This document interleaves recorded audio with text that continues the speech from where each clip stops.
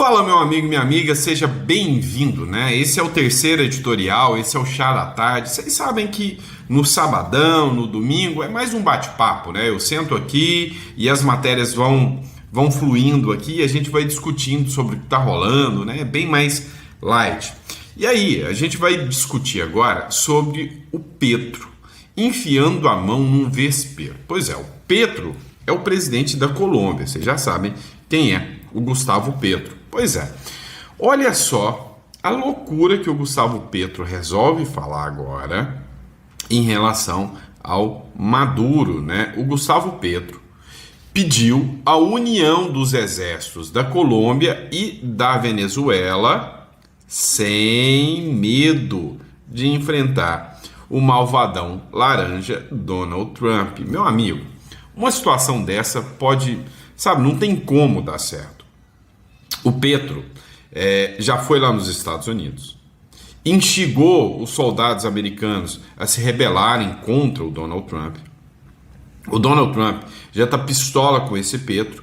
E aí, para a ação militar do Trump sair do Maduro e partir para cima desse cara aqui, que para mim, né, é uma aberração. Eu sinto vergonha do que o Brasil está passando, mas eu acredito que os colombianos não devem estar nem um pouquinho diferente, né? Devem estar mais envergonhados ainda. Esse sujeito aqui agora quer colocar a Colômbia em risco para defender o seu amigo Nicolás Maduro.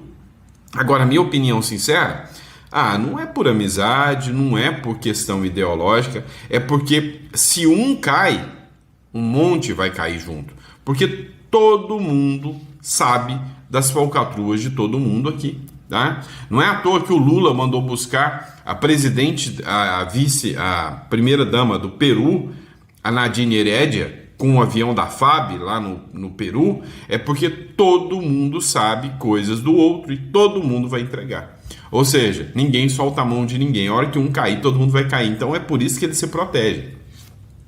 Matéria do Vanguardia, tá? Gustavo Petro pediu a união dos exércitos da Colômbia e da Venezuela, sem qualquer tipo de medo. O presidente Gustavo Petro pediu ao ministro da Defesa, Pedro Sánchez Soares, articular operações com o exército venezuelano depois do pedido, né, de Nicolás Maduro como estratégia para combater a organização narcoterrorista chamada a Junta do Narcotráfico. Na verdade, o que eles estão fazendo são operações, eles estão com medo, não é para combater o narcotráfico, nunca foi em relação ao narcotráfico. O problema aqui se chama Estados Unidos da América. É isso aqui que está deixando todo mundo maluco e apavorado. Durante a reunião com seu gabinete, Petro, falou da importância de fortalecer a cooperação binacional e a segurança e recordou o apoio das tropas venezuelanas nos enfrentamentos entre o ELN, eu acho que é um grupo, lá da Colômbia, e as dissidências das Farc em janeiro de 2025. Lembrando, que todo mundo acusa o Petro de ser das Farc, que as forças armadas revolucionárias da Colômbia, que levaram Petro ao poder, que levaram aí o Petro ao poder. Então, nada mais, nada menos do que um guerrilheiro revolucionário. E agora vem com esse discursinho, para boi dormir, de que, olha, o Petro, ele está junto com a Venezuela para enfrentar o crime organizado. Conversa fiada, Conversa para boi dormir. Todo mundo sabe disso, tá? Todo mundo sabe disso, tá? Vamos lá. Antes da gente dar continuidade aí, pessoal, não esqueça de se inscrever no canal, curtir, compartilhar, tá?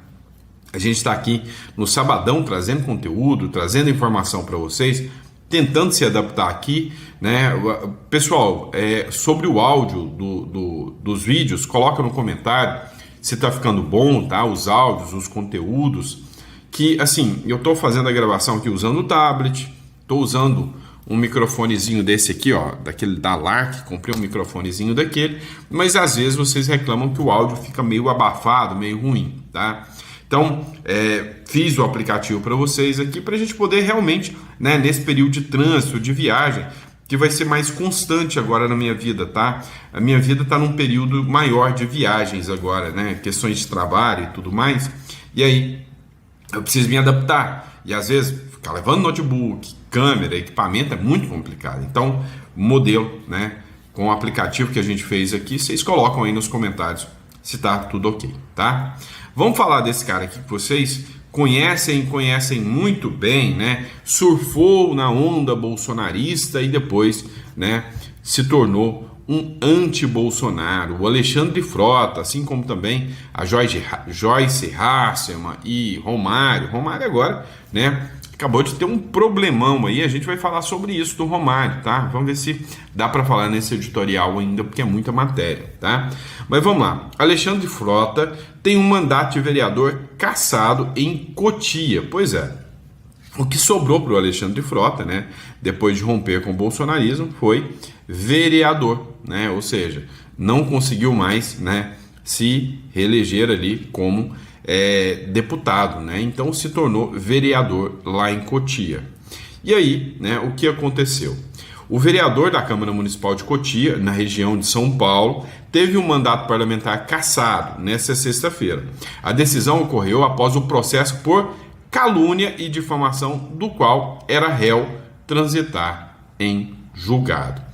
E aqui, pessoal, isto aqui é uma coisa que me preocupa muito, tá? Processo por calúnia e difamação. O Moro acabou de entrar agora no STF por dois juízes já aceitaram calúnia e difamação contra o Gilmar Mendes. Calúnia e difamação, cassar mandato de deputado, vereador ou senador é um absurdo sem tamanho. Você pode não gostar do Alexandre Frota, mas você tem que entender que os caras têm imunidade parlamentar e, além de tudo, né, tem a questão da indenização moral, né? Agora, o povo escolheu o cara. Pode ter sido uma decisão que, ao meu ver, uma decisão burra, pode ter sido, né? Eu não votaria, mas eu sou contra. Em 2018, Frota foi condenado a 2 anos de detenção no regime inicial aberto pela 2ª Vara Federal de Osasco por calúnia e difamação contra o então deputado federal Jean Willis, na época do PSOL e atualmente no PT. Então, o Frota falou, né, coisas do Jean Willis e acabou sendo condenado por calúnia e difamação. Isso em 2018. Agora, em 2025, depois de eleito pelo povo, o cara tem um mandato cassado. Para mim, cara, hoje não existe qualquer segurança para quem busca o voto do povo. Eu posso não gostar do Frota, você pode não gostar, mas assim, hoje é só falar que ele falou que eu sou feio, caça o mandato dele, entendeu? Então é complicado. O Frota, ele é questionado por muitas pessoas, né, principalmente por ter rachado com o bolsonarismo. Agora, uma coisa é certa, eu já vi muitos vídeos do Frota fazendo denúncias graves na Câmara de Cotia, denúncias de mau uso do dinheiro público, entre outras questões. E esse tipo de cara que incomoda, eles lavam o cara. Então, é igual o Mamãe Falei lá do MBL, aquele deputado que por causa de um áudio num grupo privado de WhatsApp foi cassado. Eu posso não concordar com o posicionamento, a maioria dos posicionamentos do MBL, mas o Mamãe Falei era um bom deputado, o cara foi cassado. Então eu acho, né, que a República, a democracia brasileira nunca esteve tão frágil quanto agora. Vamos lá, pessoal. STJ manda a ação da Rumble contra Moraes para a PGR se manifestar. Meu irmão, o bicho tá pegando, né? A PGR agora vai ter que se manifestar e aí é agora, né, que a gente vai ver qual o posicionamento da PGR sobre essa ação do Moraes. Vamos relembrar o caso? Talvez você não está lembrando. É o seguinte, existe, né, a Trump Media. A Trump Media é o conglomerado de redes sociais, que tem a Truth Social, entre outras, do Donald Trump. E existe também, né, não é o Gettr, gente, é a Rumble, né? A Rumble, né? A Rumble é a empresa do Mike Pence, tá? Lembra do Mike Pence, aquele cara que foi perseguido pelo Alexandre de Moraes quando esteve aqui no Brasil? Pois é. Os dois entraram com uma ação lá nos Estados Unidos contra o ministro do Supremo Alexandre de Moraes. Lá eles falam que o Alexandre de Moraes violou a segunda emenda da Constituição norte-americana. E com base em tal, o Alexandre de Moraes teria violado a liberdade de expressão, determinando a retirada de conteúdos lá dos Estados Unidos de cidadãos americanos ou residentes americanos, que não é prerrogativa e não é jurisdição do Alexandre de Moraes, censurando as pessoas lá. Então, com base nisso, o Alexandre de Moraes tem que ser condenado na esfera civil, tá? Não é criminal, na esfera civil, inicialmente, né?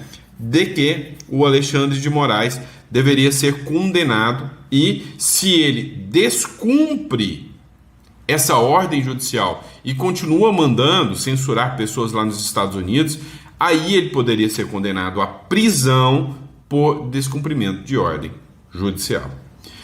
A Rumble mandou a citação para o Brasil já há uns 4 meses. E aí, para ter validade aqui no Brasil, era o que o Alexandre de Moraes tinha que ter feito, tem que passar pelo STJ.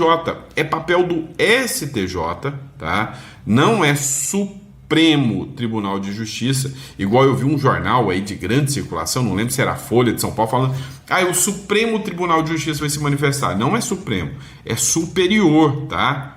Superior, tá? Não é Supremo. Então, é o STJ, o Superior Tribunal de Justiça, que trata literalmente de definir se o processo contra o Moraes vai andar ou não. E o ministro do STJ aqui, ao determinar a citação, a notificação da PGR, ele está esperando para ver qual vai ser o posicionamento da PGR, e se o posicionamento da PGR for favorável, o processo contra o Alexandre de Moraes vai andar, tá?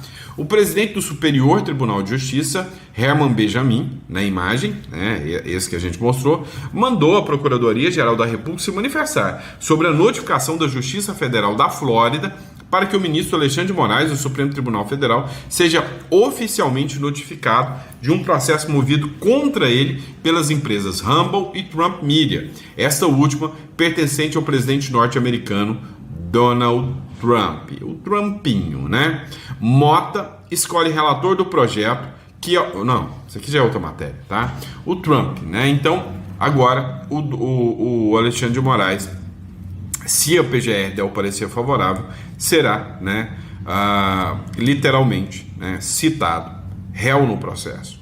E aí, dependendo da situação, pode vir a ser condenado, tá? Vamos lá, pessoal, matéria do R7 agora. Mota escolhe relator do projeto que aumenta penas para casos de misturas de bebidas com metanol, tá? Então, pessoal, existe o etanol, que é o álcool, e o metanol, que é um combustível, uma espécie de álcool, né? Uma espécie de combustível, né? Que leva produtos químicos. Então, se eu não me engano, quase 6 pessoas já faleceram, né? Em principal no estado de São Paulo. O estado do Paraná também já teve casos, né, revelados de pessoas intoxicadas, e o caso está dando uma grande repercussão. E aí, depois que a coisa dá merda, depois que a coisa dá visibilidade, aí a Câmara dos Deputados, né, quer sempre dar uma resposta a isso. E foi o que o Hugo Mota fez aqui, né, definindo o relator. O presidente da Câmara dos Deputados, Hugo Mota, escolheu o deputado Kiko Coleguin, né, do PT, não é Seleguin, né, nem Cologuin, né, Kiko Seleguin, cara. Kiko Seleguin, né, tá bom. Vamos lá, né, para ser o relator do projeto que aumenta penas para casos de misturas de bebidas com metanol.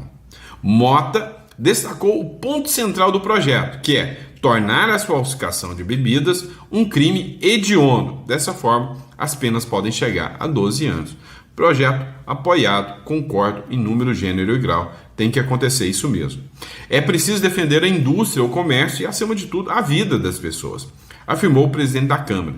A decisão foi formalizada um dia depois da Câmara decidir acelerar a votação do texto. A proposta também endurece penas em caso de falsificação de alimentos. Concordo em número, gênero e grau. Tem que endurecer penas para quem falsifica alimentos, principalmente colocando em risco a vida das pessoas aí. Então, concordo em número, gênero e grau, tá bom?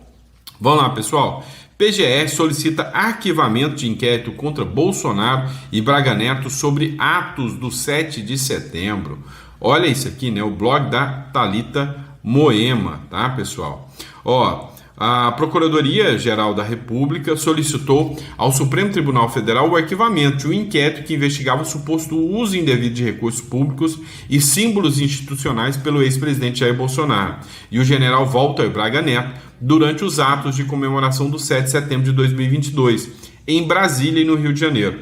O procurador-geral Paulo Gonet argumentou que os fatos já foram amplamente analisados e considerados no processo relacionados à suposta trama golpista, sem elementos novos que justifiquem a continuidade da apuração que pode levar ao encerramento do caso do relator ministro André Mendonça. Ou seja, o que ele falou? Olha, já foi apurado e não tem nada disso aqui. Resultado, foi inelegível, ficou inelegível por causa disso, né?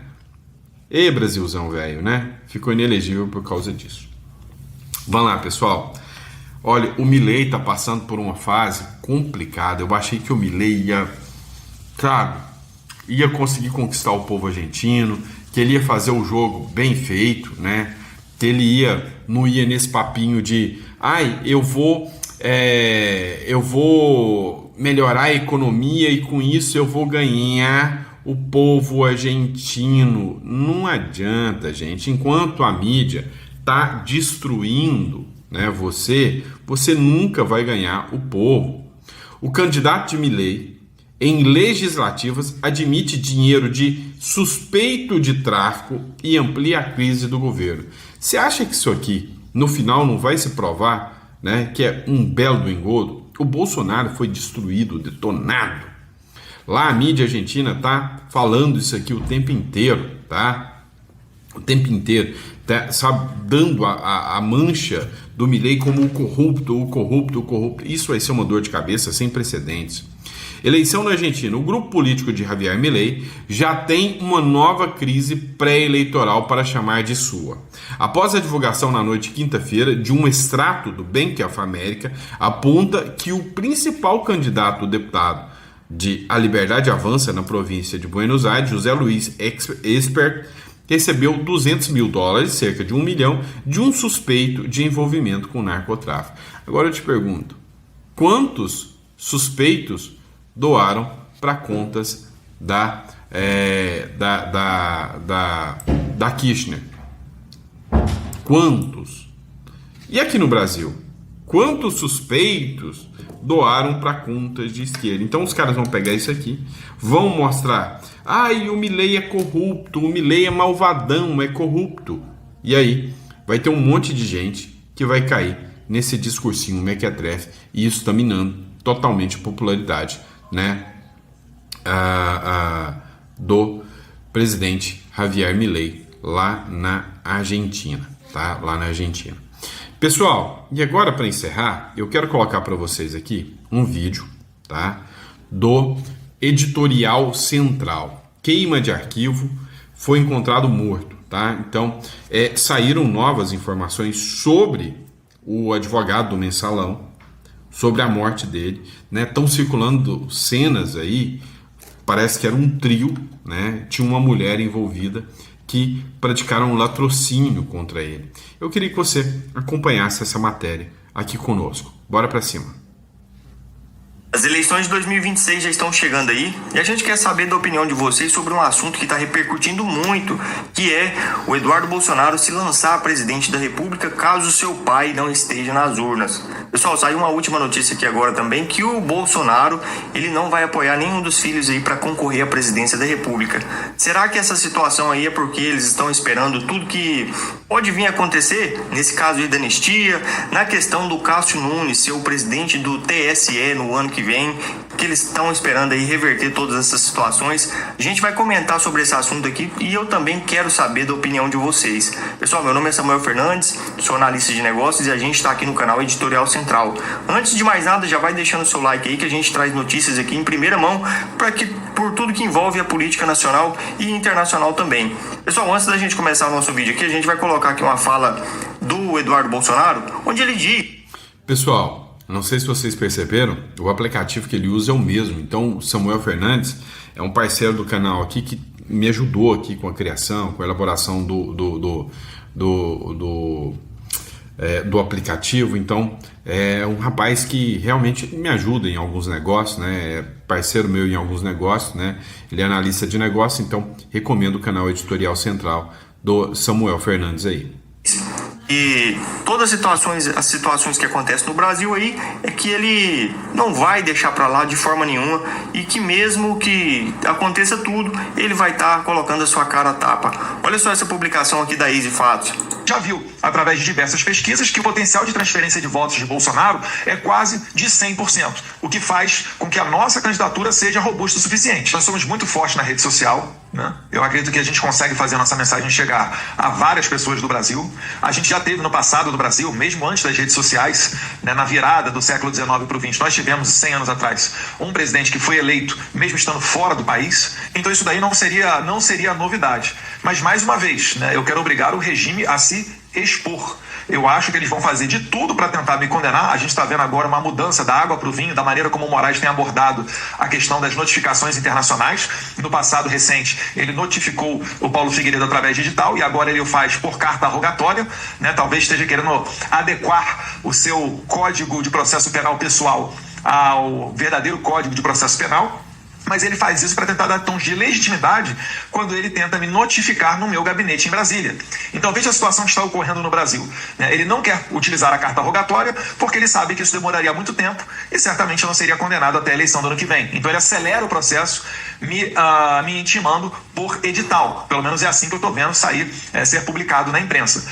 Mas quando ele faz isso, fica uma situação muito estranha, porque eu não posso ser líder da minoria porque eu estou nos Estados Unidos. Mas para ser notificado judicialmente, então vale dizer que eu sou deputado e pode me notificar no meu gabinete em Brasília? Então veja que incoerência que expõe ainda mais que o Brasil não tem lei. No Brasil, cada juiz do STF... Pessoal, então ele disse tudo que ele pensa sobre a questão das próximas eleições e a gente sabe aí que o ministro Alexandre de Moraes, enquanto não colocar ele do jeito que eles querem, enquanto não prender o Eduardo Bolsonaro, eles não vão sossegar, porque tanto é que tem a questão da vingança aí, porque o Eduardo Bolsonaro e o Paulo Figueiredo, eles trabalharam firme lá nos Estados Unidos para colocar todas essas sanções aí em cima do Alexandre de Moraes. E agora o que a gente entende é que o ministro não vai deixar barato de maneira nenhuma. Mas sobre aí a candidatura do Eduardo Bolsonaro para a presidência da República, o que você acha disso aí? Saiu uma notícia agora aqui recentemente, a gente está aqui na tela do nosso aplicativo, onde diz que o Bolsonaro, ele diz aliados que nenhum dos filhos concorrerá à presidência da República. Isso aí está um pouco complicado, porque a gente entende que está esperando muito essa questão aí da anistia acontecer, porque, querendo ou não, a pressão da Casa Branca, a pressão do Donald Trump em cima dos ministros aí pode mudar, sim, a regra do jogo. E a gente vai esperar aí os próximos capítulos dessa história aí, que a gente entende que isso aí pode afetar e muito. Tem também aí a questão do ministro Cássio Nunes ser o presidente do TSE no próximo ano e que pode devolver aí a candidatura do ex-presidente Bolsonaro. Olha só essa notícia aqui que saiu agora no canal do Igor Gadelha, do Metrópolis Política. O ex-presidente Jair Bolsonaro disse ao menos a 2 aliados que visitaram nos últimos dias que nenhum dos seus filhos será candidato ao Palácio do Planalto nas eleições de 2026. A declaração indica que o ex-presidente não está disposto a apoiar uma eventual candidatura do filho Eduardo Bolsonaro. e está autoasilado nos Estados Unidos desde março. Pessoal, aí a gente vê que a situação ela tá um pouco complexa, porque a grande questão é o seguinte: uma coisa tem que ser dita, uma coisa tem que ser falada. Só a direita hoje, ela só consegue derrotar a esquerda se ela realmente assim escolher o candidato certo, se tiver o apoio, que seja do centro, que seja da direita, por tudo que acontece, porque a esquerda ela está totalmente aí dominada dentro do executivo e também aí do STF. Tá muito complicada a situação, pessoal. Aí a gente espera aí os próximos capítulos pra gente falar mais sobre esse assunto aí. Eu quero saber também da sua opinião. Deixe aí nos comentários o que você entende aí sobre todo esse assunto. Pessoal, saiu uma notícia aqui agora também que pegou todo mundo de surpresa. Esse cara aqui, que ele era um advogado do Mensalão, ele foi encontrado sem vida em São Paulo. Essa notícia aqui do The São Paulo News, ele é um cara aqui que ele era advogado na época da questão da Odebrecht. Vocês lembram? Do Mensalão. Pessoal, e depois que saiu aquela notícia que o presidente Trump ele ia voltar esse caso à tona e ia investigar tudo que aconteceu, aí aconteceu essa notícia aqui: advogado do Mensalão é encontrado morto em São Paulo. Olha só, investigações apontam que o advogado Luiz Fernando Pacheco foi vítima de latrocínio na Rua Itambé, em São Paulo. Câmeras mostram que ele foi abordado por 2 homens que anunciaram um assalto. Ao reagir ou fazer movimento brusco, acabou agredido com um golpe, inclusive de judô, e teve celular, carteira, relógio roubados. Socorrido por um transplante, foi levado à Santa Casa sem documentos, ficando 36 horas sem identificação. Confirmado depois pelo IML. A polícia apura se as quedas causaram as lesões fatais e investiga seu último passo após o consumo de uísque em um bar. Pois é, pessoal, isso aqui foi notícia primeira mão para vocês aqui. A gente entende que pode ser muito aí uma questão de queima de arquivo, porque o cara era advogado na questão lá do Mensalão,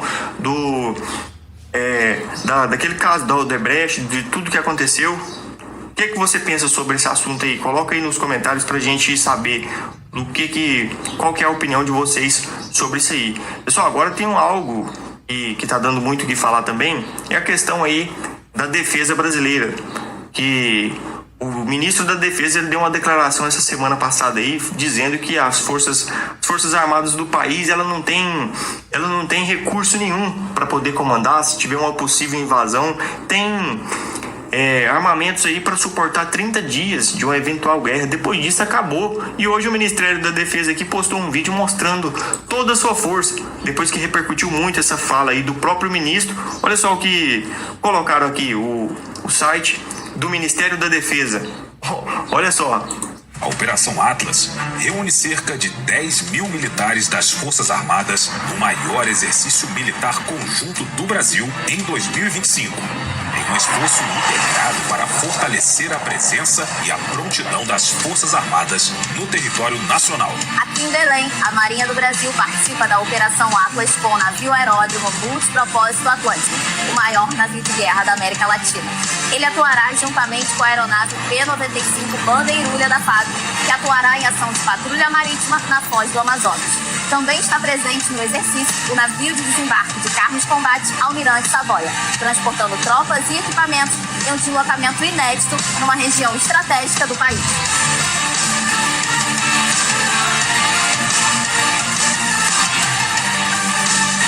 Na Atlas, o Exército mobiliza tropas, viaturas e blindados em operações terrestres integradas na Amazônia brasileira, com cerca de 4 mil militares e 500 viaturas operacionais, como os blindados Guaicuru e Guarani, o carro de combate Leopard, o Cascavel, o sistema Astros, o M109 obuseiro autopropulsado e helicópteros. O exercício ratifica a alta capacidade de mobilização e emprego da Força Terrestre em todo o território nacional. Para garantir a superioridade aeroespacial e realizar missões de ataque em apoio à Força Terrestre, a Força Aérea Brasileira vai empregar, a partir de Roraima, as aeronaves de caça, como o A-1 e A-29 Super Tucano, além do helicóptero H-60 Black Hawk, para missões de apoio aéreo aproximado, juntamente com o Esquadrão Aéreo Terrestre de Salvamento, mais conhecido como Paraçá.